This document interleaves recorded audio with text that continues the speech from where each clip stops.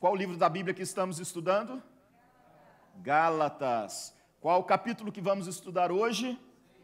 Capítulo 6. Muito bem, irmãos. Então você pode abrir a sua Bíblia, ou então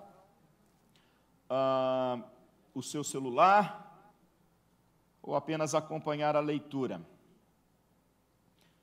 Deixa eu abrir aqui, que eu deixei fechado hoje, não sei porquê. E estou perdido aqui no meu próprio computador. Está chegando. Irmãos, o capítulo 6 traz muita coisa boa para a gente. Não que os outros não trouxeram também, mas nós chegamos na parte mais prática da carta, né? Ela é uma carta teológica, de muitas definições doutrinárias, teológicas. Foi por causa disso que Paulo escreveu essa carta à igreja dos Gálatas.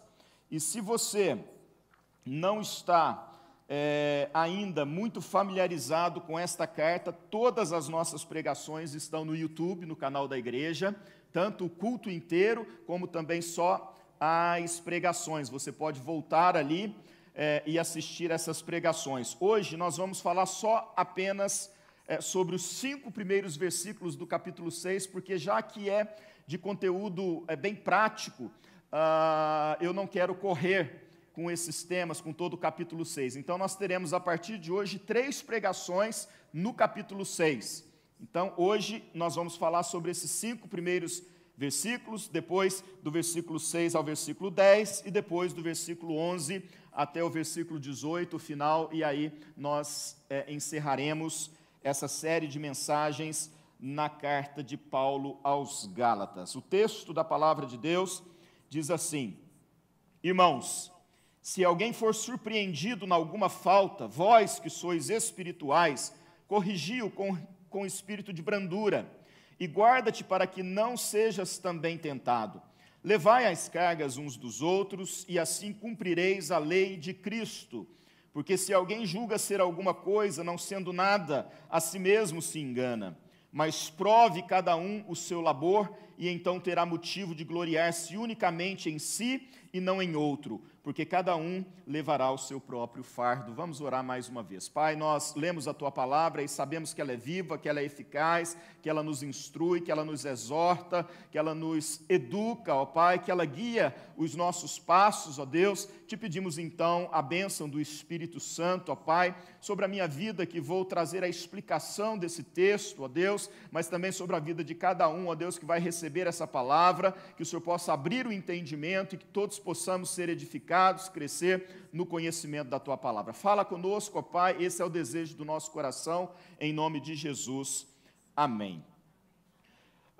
Queridos, no capítulo anterior, que é o capítulo 5, evidentemente, Paulo instruiu os cristãos de Gálatas a viverem e andarem no Espírito. Nós falamos sobre esse capítulo, que existe uma luta da carne contra o Espírito, e a exortação, a orientação dele é que vivei no Espírito, andai no Espírito, vencendo assim os impulsos pecaminosos da carne, da nossa natureza humana. Ele nos ensinou que há uma luta real da nossa natureza pecaminosa contra nossa nova identidade espiritual adquirida em Cristo Jesus, e que a única maneira dessa nova identidade vencer a velha natureza pecaminosa é na força e no poder do Espírito Santo. Por isso ele vai dizer: se vivemos no Espírito, andemos também no Espírito. Isso está no capítulo 5. Ora, se somos salvos mediante a fé em Jesus Cristo, justificação pela fé, esse é o assunto principal dessa carta, e temos falado sobre isso, e todos os nossos pecados foram e estão perdoados. Paulo está nos ensinando que é um grande erro ignorar este pecado. Não é porque Jesus nos perdoou e nos perdoa constantemente, não é porque a cruz de Jesus perdoou todos os nossos pecados, e ainda que alguém discorde, eu continuo afirmando que Jesus perdoou os nossos pecados passado, presente e futuro. Estamos perdoados no que diz respeito à condenação eterna e à vida eterna e à salvação.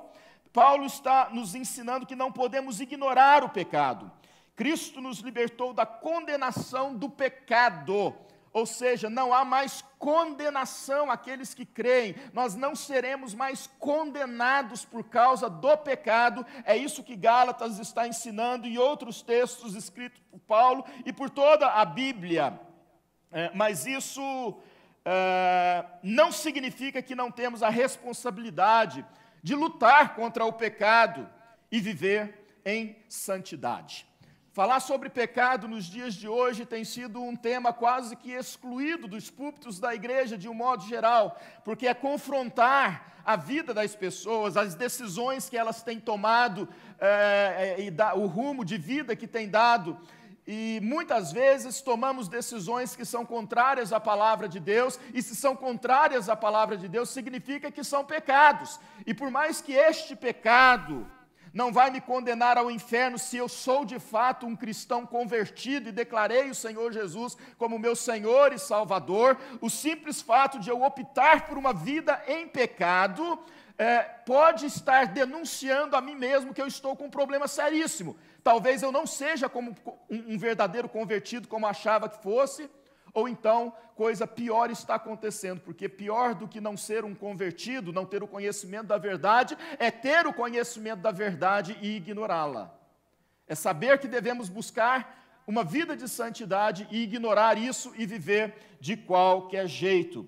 E agora no capítulo 6 o apóstolo vai falar sobre a presença desse pecado na vida da igreja e como isso deve ser tratado, como que a igreja lida com essas questões de pecado dentro da igreja. Irmãos, pecado desde que Adão cometeu o primeiro com Eva no jardim, continua sendo pecado, continua sendo uma ofensa a Deus, é um erro do alvo, exatamente pecar significa errar o alvo, então nós precisamos estar atentos a isso na nossa vida.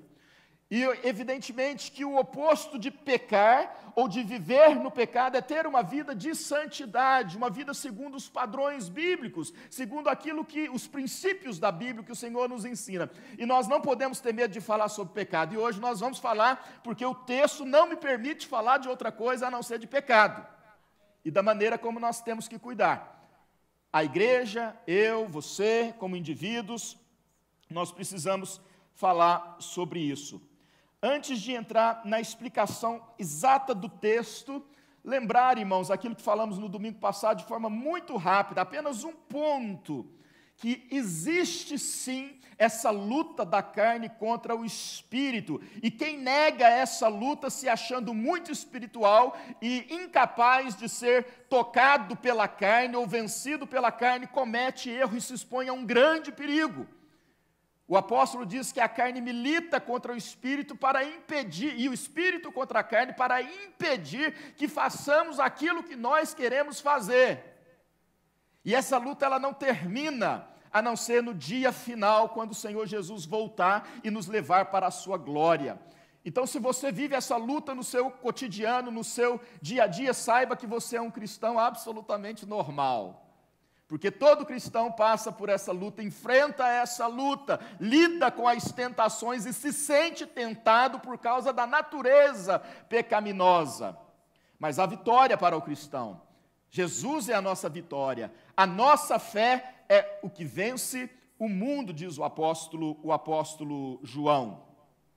De modo que nós não podemos menosprezar, desprezar a força que a carne influencia sobre nós, sobre o nosso comportamento, sobre as nossas decisões.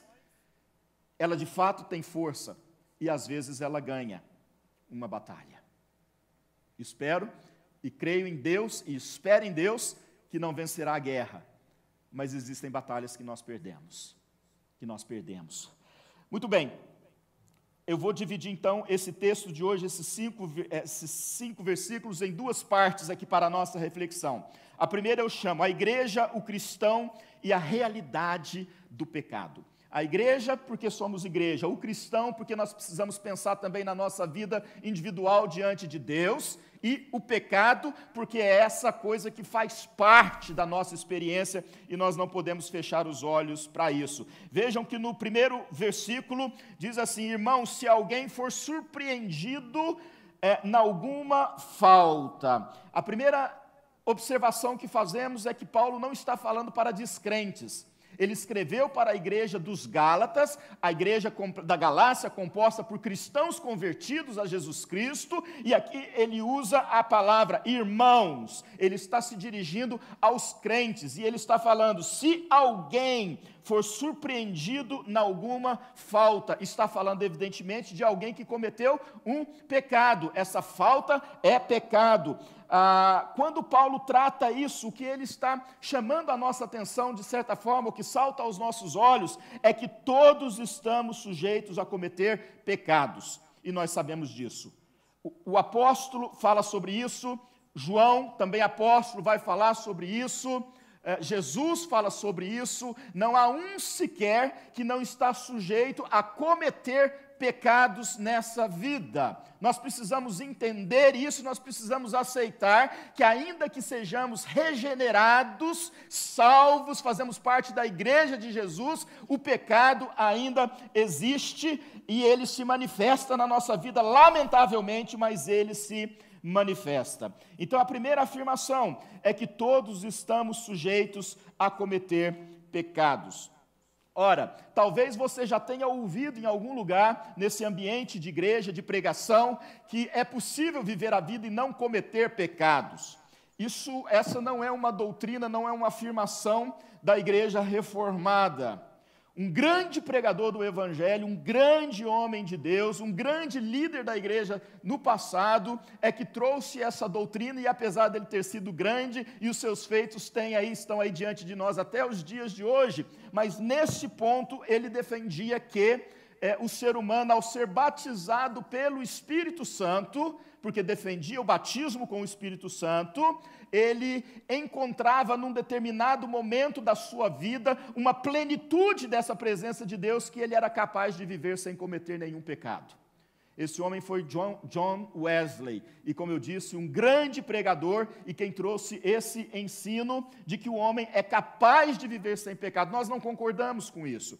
Nós acreditamos que mesmo tendo o Espírito Santo em nós, mesmo vivendo na plenitude do Espírito Santo, um momento ou outro, nós vamos cair e nós vamos pecar. Seja numa pequena mentira que a gente conta porque não quer atender o telefone, ou seja, quem sabe, alguma coisa mais danosa à nossa vida espiritual, à igreja de Cristo, enfim, essas coisas vão acontecer. Em segundo lugar, sobre a igreja, o cristão e a realidade do pecado. Veja ainda no versículo 1, mas a última parte desse versículo C, na parte C, diz assim, e guarda-te para que não sejas também tentado. Ele está falando de que se for encontrado alguém em pecado, essa pessoa precisa ser corrigida, mas aquele que vai corrigir está dizendo que tem que guardar a si mesmo para que também não seja tentado e venha cair neste pecado.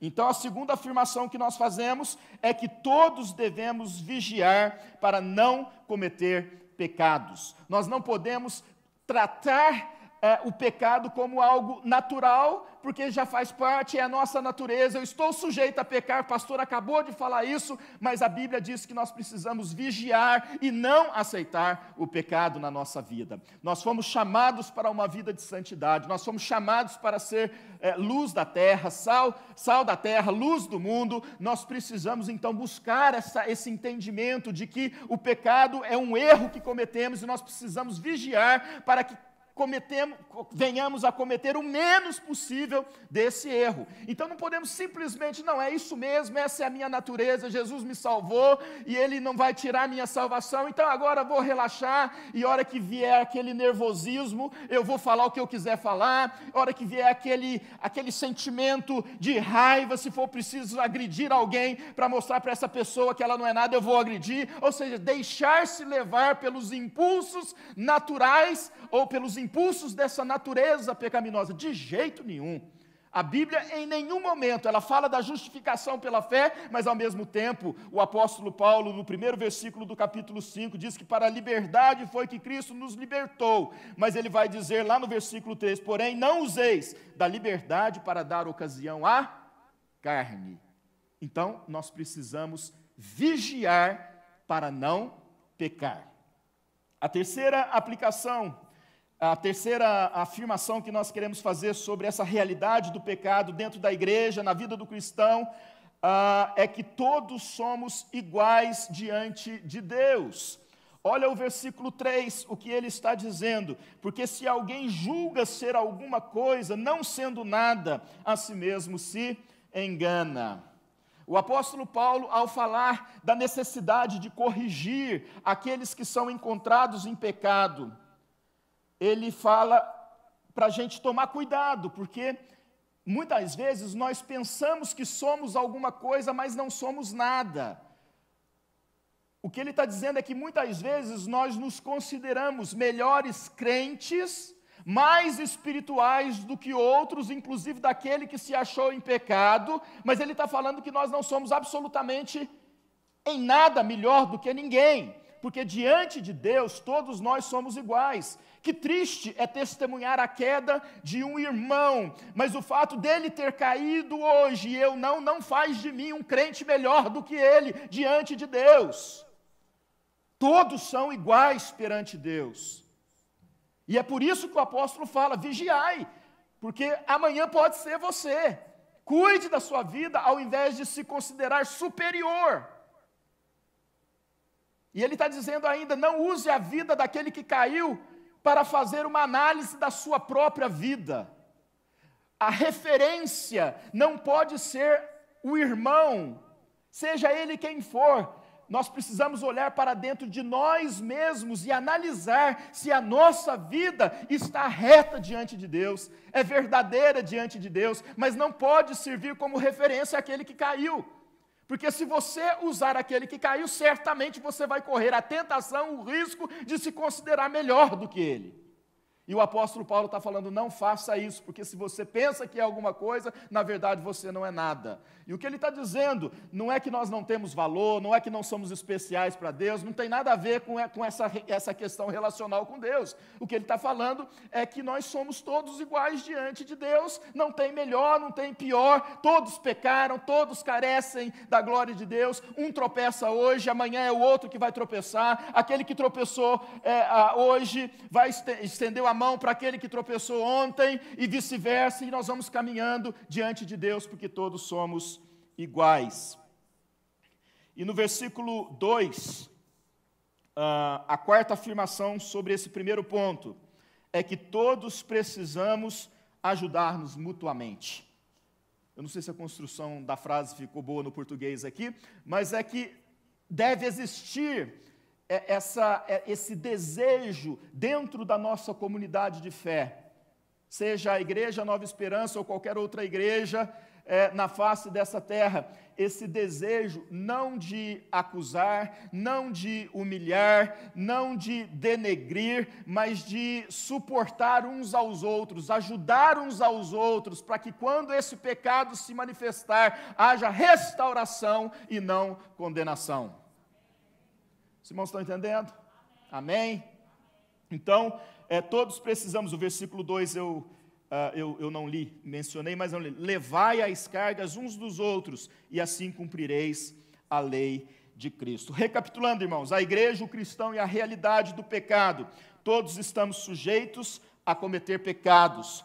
Triste, realidade, triste e realidade. Entendamos que é assim. Mas todos devemos vigiar para não cometer pecados. Ou seja, não precisamos aceitar passivamente e viver de qualquer jeito, nem podemos. Todos somos iguais diante de Deus. Por isso não fomos chamados para julgar, para acusar, para humilhar, nem tampouco para nos considerarmos melhores ou piores do que outros. E por último, todos precisamos ajudar-nos mutuamente. Muito bem, tendo falado sobre a igreja, o cristão e a realidade do pecado, nós vamos entrar numa segunda parte da nossa mensagem, que talvez seja mais difícil ainda da gente tratar, Porque para a gente entender o ensinamento do apóstolo Paulo, nós precisamos ter muita humildade no nosso coração para aceitá-lo. E humildade nem sempre é uma virtude buscada, sobretudo quando somos corrigidos, quando somos exortados, porque nós vivemos numa época em que as pessoas simplesmente dizem: eu sou dono da minha vida, do meu nariz, eu faço o que eu quero, ninguém tem nada a ver com isso. Eu faço o que eu quero, ninguém se intrometa na minha vida, ninguém venha dizer para mim o que eu estou fazendo é certo ou errado, ninguém venha questionar a minha liberdade de tomar as minhas decisões. Esse é o mundo em que nós vivemos hoje. E isso tem se tornado tão sério que até crianças de 4, 5, 6, 7, 8 anos estão argumentando com seus pais, no sentido de que querem fazer o que querem fazer. Manuela, vai tomar banho? Não, não vou. Manuela, vai tomar banho? Não, não quero. Manuela, é hora de comer, estou sem fome. Papai, eu quero comer agora não é hora de comer, agora é hora de dormir. Não, mas eu quero. Então, por aí vai, irmãos. As coisas vão se complicando cada dia mais. E nós vamos vivendo, nos transformando, eu estou dizendo a sociedade, não necessariamente a igreja, em pessoas que querem viver sem regras, que querem fazer o que bem entender. E dentro da igreja, para o cristão, o lugar mais fácil de se viver o que quer viver é dentro da igreja. Porque lá no nosso trabalho o patrão manda embora, não é verdade? Em outros ambientes em que nós estamos, existem regras que a gente obedece e não questiona. Filho de ninguém aqui entra na escola a hora que quer, tem horário para chegar. Se não for para o ponto de ônibus, o ônibus passa e fica para trás, não é verdade? Mas na igreja, se o pastor for muito duro, tem a outra igreja ali da esquina. Aliás, uma das maiores igrejas dos Estados Unidos, está em quase todos os canais de televisão diariamente, tem milhares e milhares de membros. Lá no púlpito dessa igreja é absolutamente proibido falar sobre pecado. E de repente nós estamos nos adequando a esse discurso de que tudo é relativo, de que não necessariamente é pecado, e aquilo que claramente na palavra a gente sabe que é pecado, depende do ponto de vista. E a igreja vai se perdendo. Então, como igreja, nós temos muitas opções. Tem muitas opções. Né? Infelizmente, às vezes, nós gostamos de ouvir aquilo que faz bem aos nossos ouvidos, e às vezes uma exortação, quando a gente fala sobre pecado, é um assunto chato, e que o pastor não deveria falar, porque senão vai magoar, e a pessoa não quer ouvir, e se o pastor insistir muito, o negócio fica pior ainda. Eu vou sair da igreja, porque lá na outra igreja ninguém me amola, mesmo porque ninguém me conhece. Eu entro e saio rapidinho, pronto, acabou, resolvo a minha vida. Irmãos, não estou chamando a atenção de ninguém não, tá? Não estou bravo também não, ainda não, vou chegar lá. Estou só fazendo a explicação aqui, né? Então, qual que é a segunda parte da mensagem? É a igreja, o cristão e a disciplina contra o pecado. Então, a primeira parte, a igreja, o cristão e a realidade do pecado. Agora que entendemos isso, vamos falar sobre a igreja, o cristão e a disciplina contra o pecado. O versículo 1, na sua parte B, vai nos dizer o seguinte: vós que sois espirituais, corrigiu com espírito de brandura. Ora, a primeira afirmação que nós queremos fazer é que aqueles que estão em pecado, ou que pecaram, ou que caíram, de forma pública, notória, que entristeceu a igreja, ofendeu um, ofendeu o outro, e ele então foi achado em pecado, ele precisa ser tratado. Ele precisa ser tratado. E só uma observação, quando no primeiro versículo, no início do primeiro versículo, diz: se alguém for surpreendido em alguma falta, o apóstolo Paulo não está falando que a igreja vai flagrar alguém cometendo pecado. Não é esse sentido. O sentido que está aqui é o próprio cristão que, vivendo a sua vida comum, por alguma razão, em algum momento, não conseguiu vencer a tentação e ele mesmo se achou em pecado.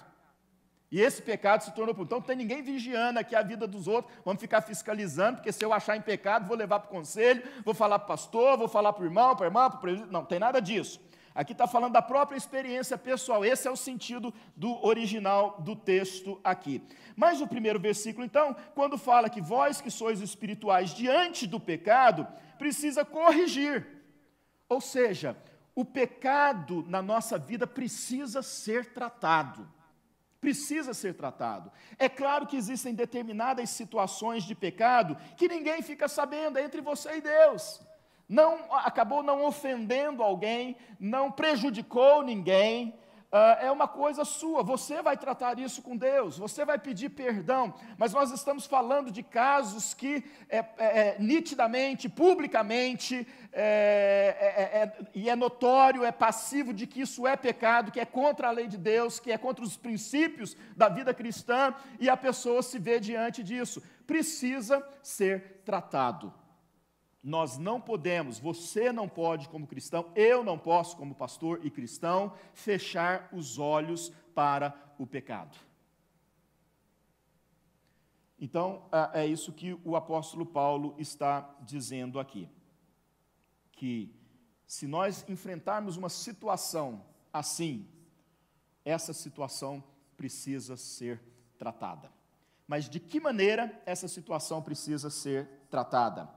Versículos 1 e B, essa mesma afirmação está dizendo, corrigiu com espírito de brandura.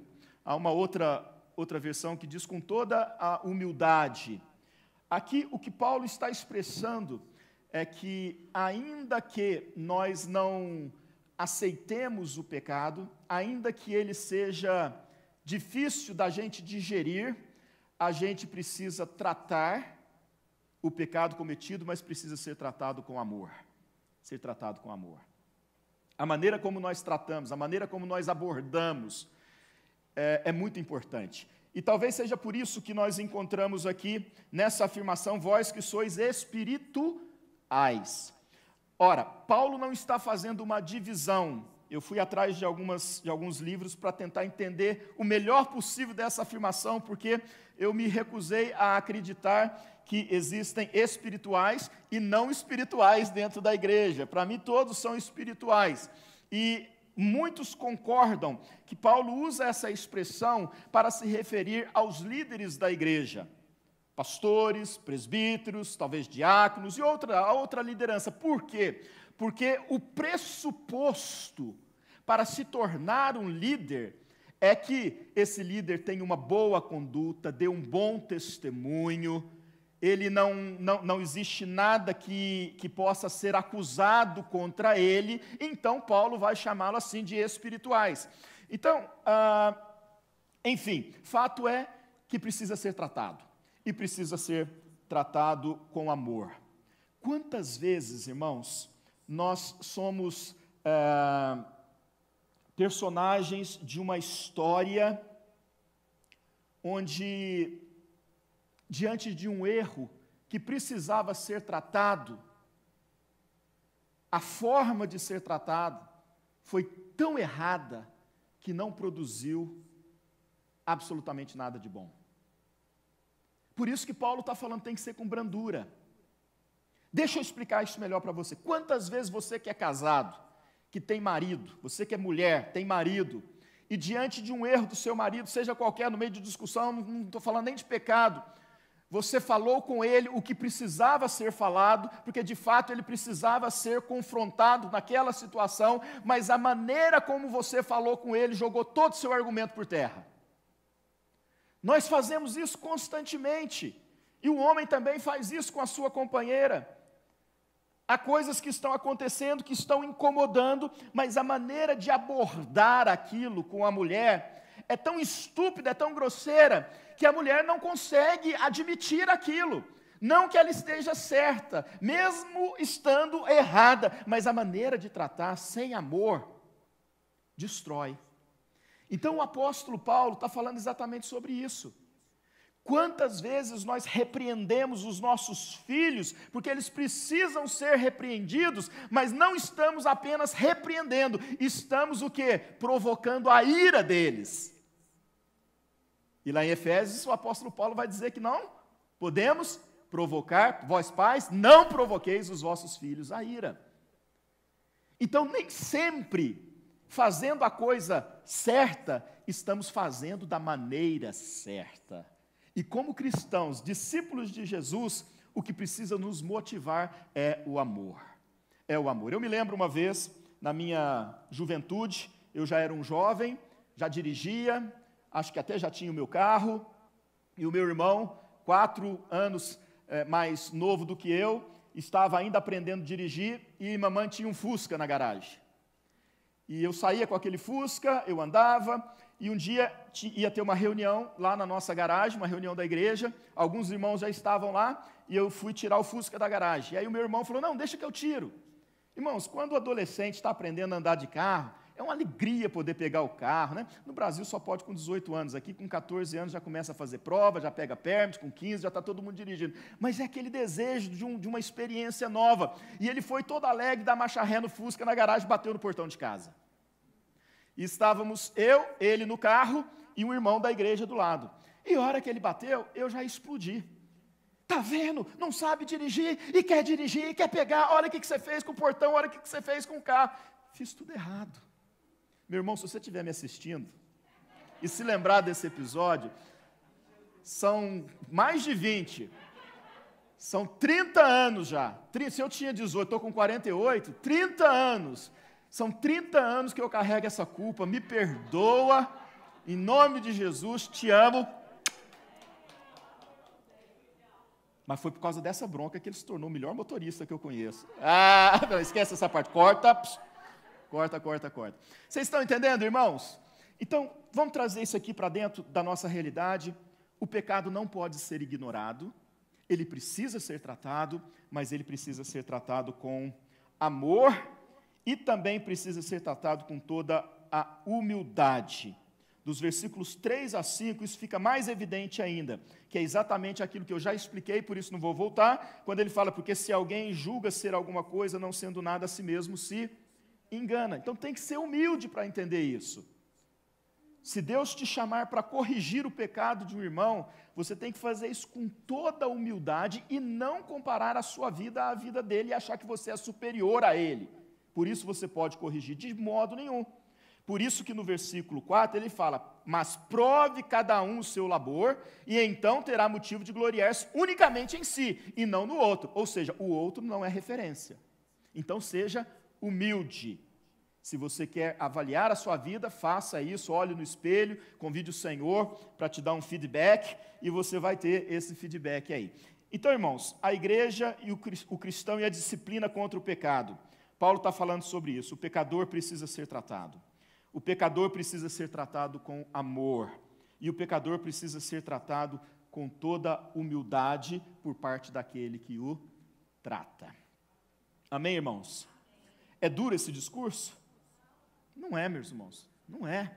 Essa é a nossa realidade. Jesus já nos libertou da condenação eterna por causa do pecado. Agora Ele quer que a gente viva corretamente, que a gente busque uma vida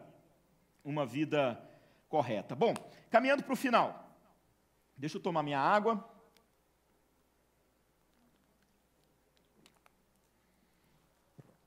Algumas aplicações, então. O que eu vou fazer com essa palavra, então, pastor? Vou dar as dicas aqui para vocês, tá? Em primeiro lugar, nós devemos desejar e buscar a perfeição, mesmo sabendo que somos imperfeitos e seremos imperfeitos até chegarmos no céu. Então, presta atenção, nós precisamos desejar essa perfeição. A Bíblia diz, sede santos porque eu sou santo. Jesus disse, sede santos como santo é o vosso Pai do céu, celeste. Então, precisa ter em nós esse desejo de crescer nas coisas de Deus e buscarmos uma perfeição, mesmo sabendo que nós não vamos experimentar essa perfeição. Eu preciso me policiar, eu preciso entender que eu cometi um pecado e me arrepender desse pecado e falar, Senhor, me fortalece para que eu não venha cometer esse pecado de novo. É preciso ter esse desejo. Agora, quando nós falamos buscar a perfeição, mesmo quando sabemos que nunca vamos alcançar a imperfeição, eu me lembro de uma palavra, que é utopia. O que é utopia? Utopia é aquilo que é inatingível, irrealizável, impossível. Nós queremos, por exemplo, que o mundo seja justo que não haja nenhum tipo de injustiça social, econômica.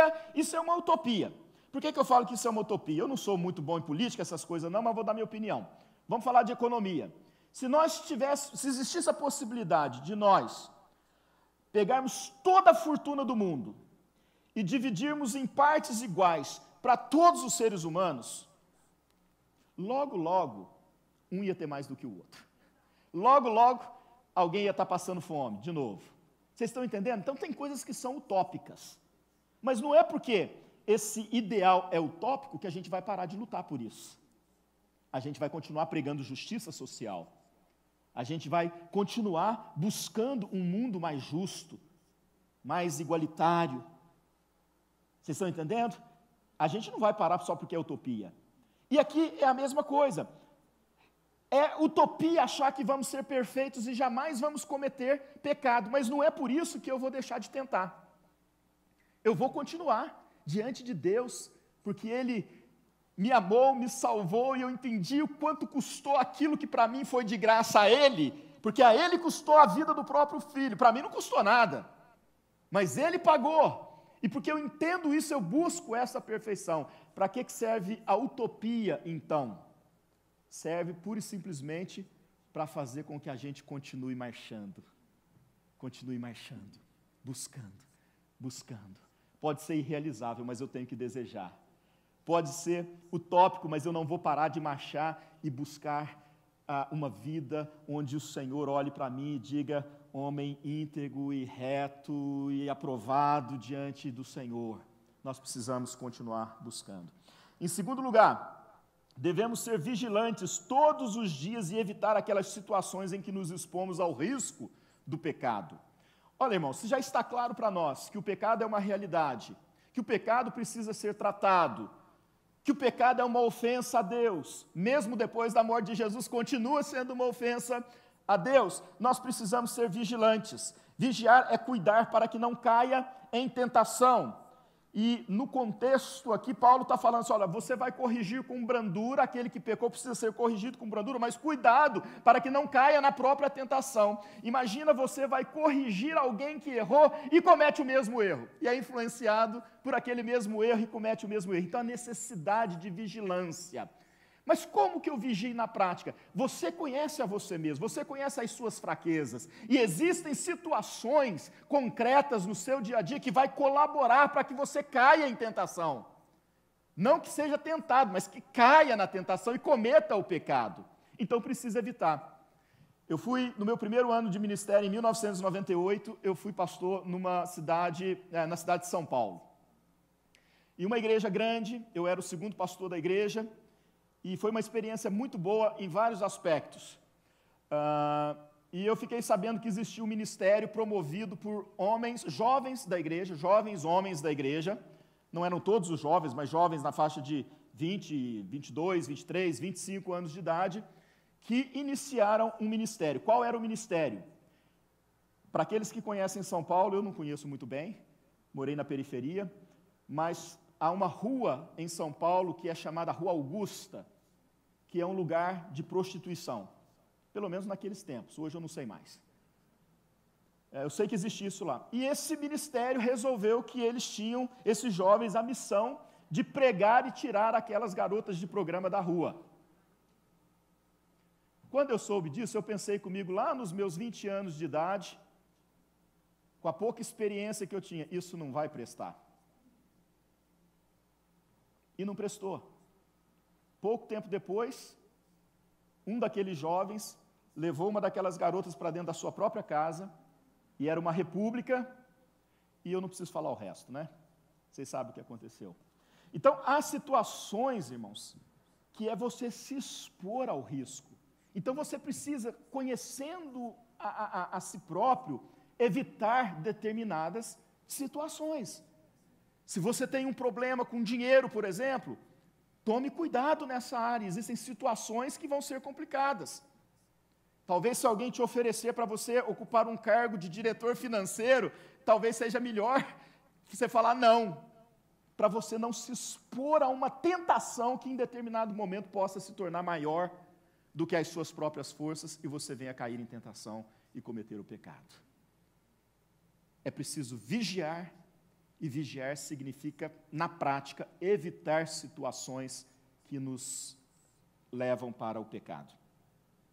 Jovem precisa entender isso, né? Jovem precisa entender isso. Esses dias um pastor na internet falando sobre isso, né, que perguntaram para ele, pastor, como é que eu faço? Eu sou jovem, minha namorada é jovem e a gente está com vontade de transar. Não, claro, vontade todo mundo tem, pelo menos jovens, né? Eu não sei porquê, irmãos, tem coisa que eu fico pensando, Senhor, me explica isso. Por que tem mais vontade quando é jovem e está solteiro? Depois que fica um pouquinho mais velho e casa, perde a vontade. Eu não entendo essas coisas, né? E aí perguntou lá para o pastor, e o pastor falou, meu filho, você não pode ficar sozinho, vocês dois não podem ficar sozinhos. Uau, mas como é que eu vou sair com ela e ir num cinema? Leva alguém para ir no cinema. Mas como é que eu vou pegar ela no trabalho? Não pega no trabalho, manda o Uber. Faz alguma coisa. Alguma coisa precisa ser feito para evitar, porque quanto mais você se expor, mais você está brincando com o perigo de cair em tentação.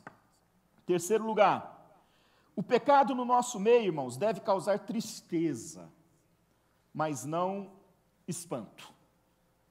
Depois que a gente falou tudo o que a gente falou, de que não tem jeito, que o pecado faz parte, a gente erra, mesmo não querendo errar, a gente busca a perfeição, mas a gente não é perfeito, e por causa disso a gente erra. Então, você acha que a gente tem que parar de se espantar, presta atenção no que eu estou falando, mas eu estou dizendo o seguinte, não estou falando que é para a gente achar que é normal, não. Mas é que qualquer pessoa, por maior que seja a admiração que nós temos por essa pessoa, ela está sujeita a cair em tentação e pecar, porque ela é um ser humano com uma natureza pecaminosa e ela ainda está nesse corpo aí que é desse jeito.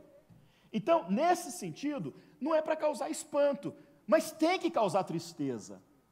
Imagine só, se um líder da igreja cai em pecado, ele rouba o dinheiro da igreja, ou ele pratica o adultério, ou qualquer... Isso é muito triste, e nós precisamos chorar por causa dessa tristeza, mas não nos espantar. Por que eu estou falando isso? Porque nós sabemos que existe essa possibilidade, por mais que estejamos buscando a perfeição, e vigiando, e evitando situações, isso pode vir a acontecer, por causa da nossa natureza. Recentemente, já tem algum tempo, 2 pastores amigos da nossa igreja enfrentaram problemas no casamento por causa de adultério. Um deles eu sei que abaixou a cabeça, confessou o seu pecado, pediu perdão para a sua família, para a sua igreja, e ele continua hoje ministrando nessa igreja, porque ainda que alguns irmãos saíram da igreja porque não conseguiram aceitar o pecado do seu pastor, outros entenderam que mesmo sendo ele um pastor e um líder de grande influência, ele é um ser humano e o ser humano pode cair em tentação, e ele caiu.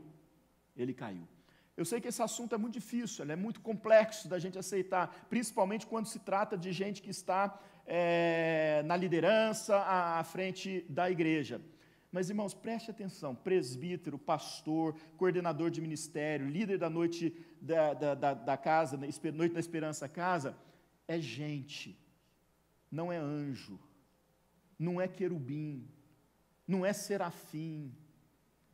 O teu irmão que está aí do teu lado não é um anjo, não, é um ser humano. Ele não é serafim também, não. Não é, entendeu? Então, por isso eu digo, se acontecer, vamos chorar juntos e fazer o que precisa ser feito. Mas não se espante, porque isso pode acontecer. Quarto e penúltimo lugar, devemos ser humildes para corrigir e para sermos corrigidos diante do pecado. Presta atenção, para corrigir e para sermos corrigidos, nós precisamos ser humildes. Para corrigir, porque não somos melhores do que ninguém, já falei sobre isso. E talvez essa seja a parte mais fácil. Agora, ao sermos corrigidos, aí pega, aí tem um problema sério. Por quê? Porque ninguém gosta de ser chamado a atenção, ninguém gosta de ser exortado, ninguém gosta de ser questionado, sobretudo quando está fazendo algo errado, ninguém gosta de ser exposto. Então, o que a gente precisa entender, quando Paulo diz, olha, que se alguém for surpreendido em alguma falta, né, corrigiu com espírito de brandura, Deus deu autoridade aos líderes da igreja e até mesmo aos irmãos individualmente para corrigir o pecado do outro. Jesus vai dizer que se está alguém em pecado, vai você sozinho arguí-lo, vai confrontá-lo. Se ele te ouvir e confessar o pecado, evidentemente, e largar o pecado, acabou o assunto. Ou seja, nós vivemos num ambiente de irmãos da fé. E entre nós precisa ter essa liberdade e essa humildade, sobretudo de quem vai ser corrigido. Se a igreja não vive isso, a igreja adoece. Ela fica enferma. As orações não são ouvidas. Porque Deus está falando que se o meu povo se humilhar e orar e buscar a minha face, se arrepender dos seus pecados, se não há profeta para questionar, como é que vai ter arrependimento? Como é que vai ter o caminho de volta para casa? Então nós precisamos ser humildes. Eu, como pastor, eu preciso ligar para alguns irmãos e falar assim, o que está acontecendo? Por que não vem mais para o culto? Está de mal comigo? O que foi? Vamos resolver? Ou então, sei lá, qualquer outra situação. Eu preciso fazer isso. E quando eu faço isso, não é porque eu quero dominar a tua vida e dizer para você o que você tem que fazer, o que você não pode fazer. É porque Deus me deu um papel de, em determinados momentos da sua vida, restaurar a sua vida diante de Deus e no altar de Deus. Restaurar. Vocês estão entendendo? Né? Então, aperte o cinto e segura as carças, que esse ano o bicho vai pegar. Brincadeira, irmãos, vamos continuar? Brincadeira mais ou menos. Ok. E por fim, irmãos, já que falamos sobre isso, volto a repetir, mas como aplicação, que o amor pelo pecador deve ser a motivação da correção. Nós não estamos contra o pecador, e sim contra o pecado. O pecado deve ser odiado, mas o pecador precisa ser amado. A correção, ela visa a restauração e não a humilhação.